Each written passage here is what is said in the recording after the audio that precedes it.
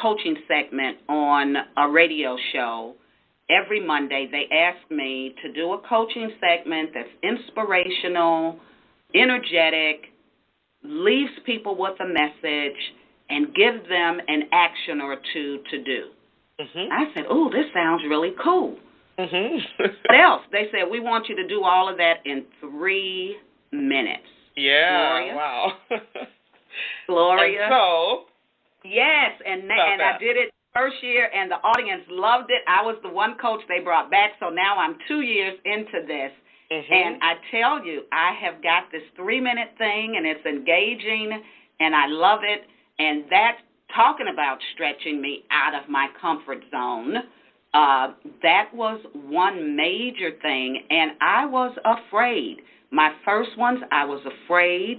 I procrastinated. To your point earlier about procrastination, that I will say to people, a lot of times fear is underneath the procrastination. So I was procrastinating, sending this one audio in to them, and just procrastinated. And I kept saying, what is this all about? The procrastination was about I was afraid it wasn't perfect. I was afraid it wasn't clear enough. I was afraid people wouldn't like it. I was afraid people wouldn't understand it. And those fears kept me from pushing the send button.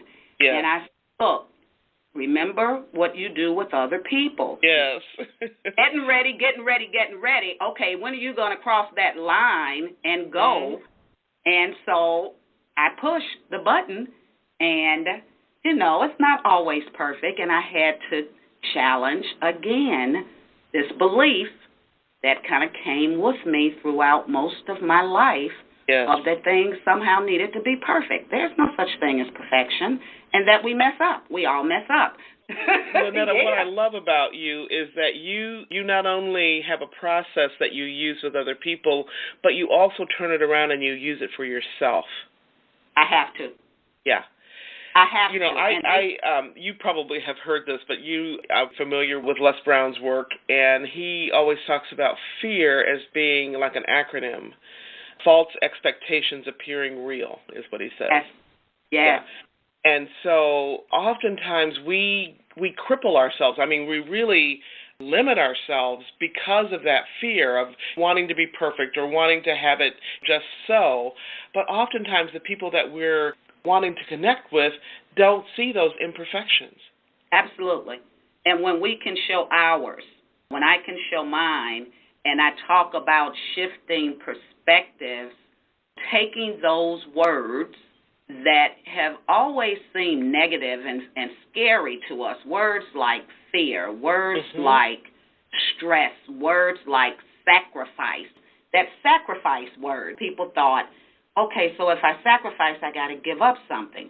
Yes. So like Wes on one of my radio things, I used acronyms and turned them around and gave other words for fear, like the F stood for family and friends, the E for empowering, the A was for action to achieve results. So I played with the word fear, and then I played with the word freedom, and I took just the first 4 letters for free.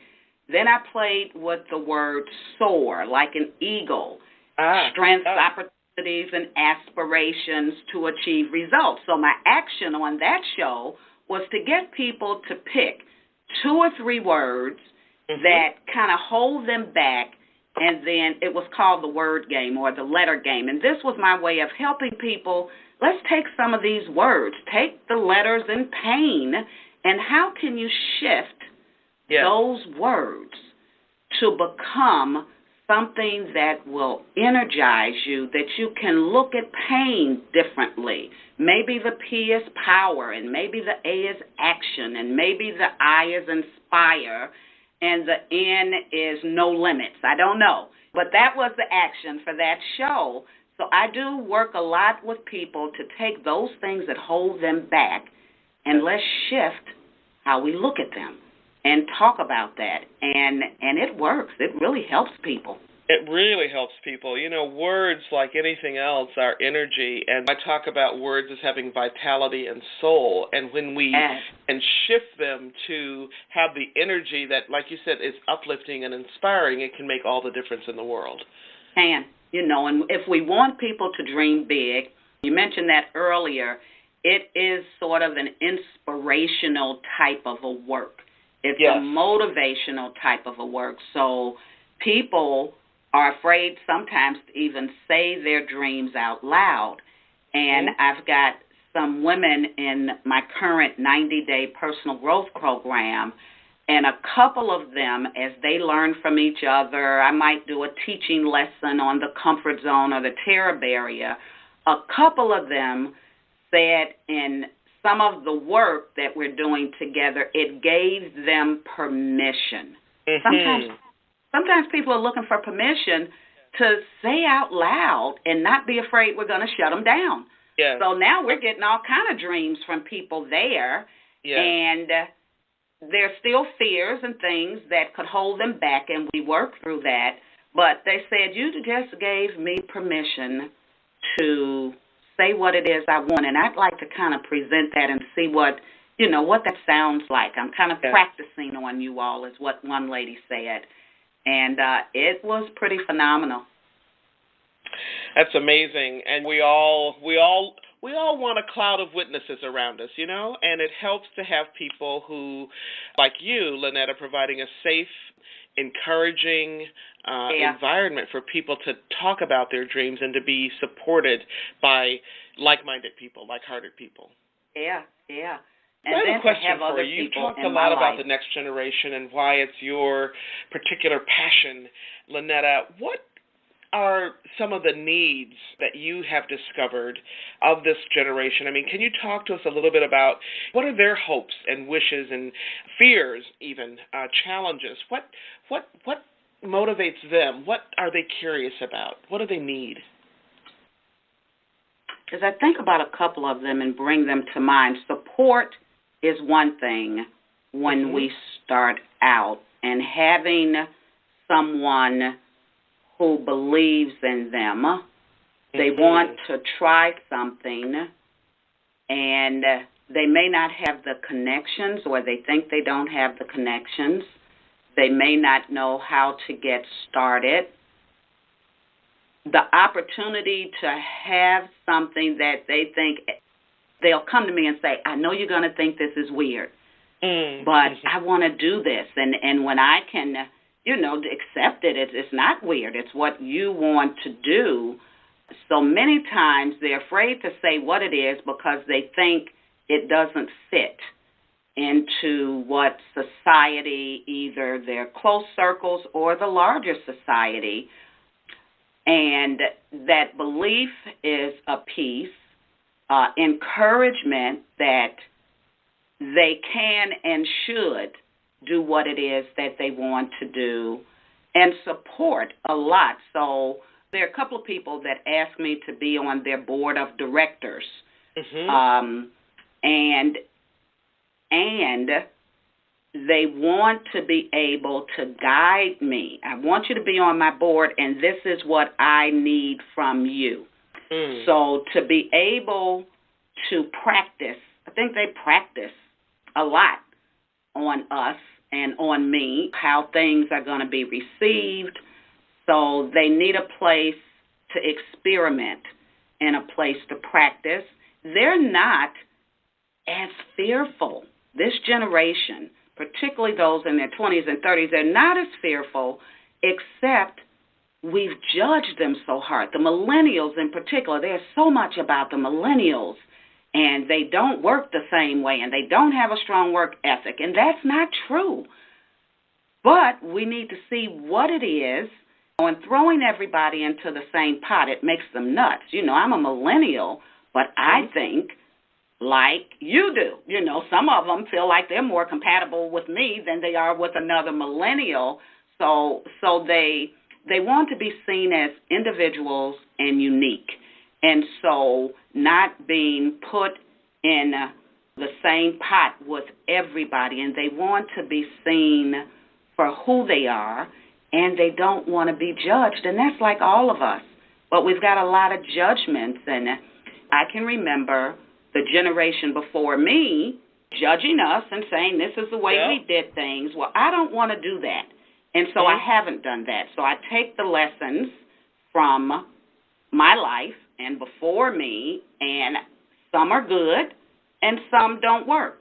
And that I'd be sort of, Gloria, abdicating my responsibility to the next generation if I say this is how it's always been done, and therefore I'm going to try to pass that on to you. That's not what they need. And so they're looking for someone who will listen, and the wisdom, and there's wisdom, like you say, it's mutual, but they also want advice. They want mentorship. The young man that I mentor, he's got big dreams, and he's all over the place, and helping him to prioritize is one of the things. And the other thing, Gloria, that is a need for the next generation and even for our generation is helping people learn how to think. And that is a biggie with me and the next generation, is how do we learn how to learn? How do we learn how to think? How do we take something and ask the questions, starting with what's your why? And that has been a biggie for the next generation, is getting them. They love Simon Sinek whenever I use his work. And surprisingly, to some, they love John Maxwell's work because John is so, it's sort of universal. When some of what they're looking for is in some of his lessons and some of his tips on how to connect with people and how to think and how to grow. And I don't know if that really kind of gets at when you say what are their needs. It's different for each one, but at the base, it's support, non-judgmental, and someone who is willing to listen and have fun with them and not be so serious. You know, and again, my siblings taught me, you don't have to be so serious. You know, I know you're the oldest, and I know Mama probably put a whole lot of pressure on you, but you don't have to be so serious. Learn how to laugh at yourself. And so they want somebody that can join with them and support them and let them take risk and be there. So when they want to take a risk, I may disagree with it, Gloria, but what I know is that as long as they're willing to take risk and be curious, that they will get to where they're going. And this thing about failure is a biggie for them. So that's need is helping them understand and shift their perspective around failure, because they put a lot on themselves. And they don't want to fail because of the judgment. So there's that failure judgment support, kind of connecting those dots as I partner with them or coach them is what I'm kind of thinking about in terms of their needs. Well, I really appreciate all of the points that you made, Lonnetta. And one of the big things I want to lift out is that, like every generation, there are individuals in that clump that we call millennials or Gen X or whatever the next generation happens to be labeled, and people just want to be treated as individuals, regardless of where they live on the planet, regardless of what age they are, really, right? Yeah. Want pretty much the same things, to be listened to belong, to be supported, and to be encouraged. Yeah, and to be seen. You hit that nail right on the head, Gloria. To be seen as individuals. We spend a lot of time teaching cultural competence, and there's a body of work that I started studying and looking at, and it's cultural humility. Not cultural competence, but cultural humility, that essentially says that it is not about the group. It's not about from an ethnicity standpoint or a gender standpoint, that it's not about everyone in a particular group and how the group sees itself, but what about an individual in that group? how do they see it around personal culture, what's in your culture. And then the other thing in the cultural